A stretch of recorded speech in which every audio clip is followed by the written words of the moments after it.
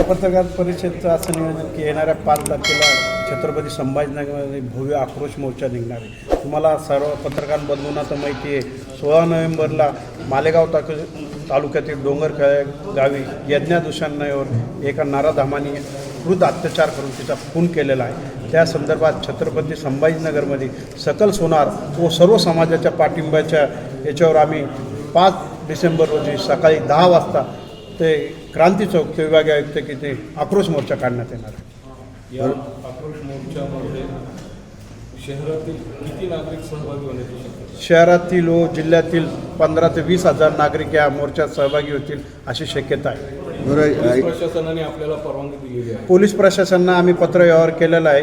Police प्रशासन आम्हाला उद्या परवानगी देऊन टाकाने 100%। आणि या परवानगीचा विषय म्हणजे हा का आम्ही काय पाकिस्तानमध्ये थोडी राहतो, एका नाबालिकेवर अत्याचार झालेला आहे, त्याच्यामुळे सर्व समाज रोडावर येतोय।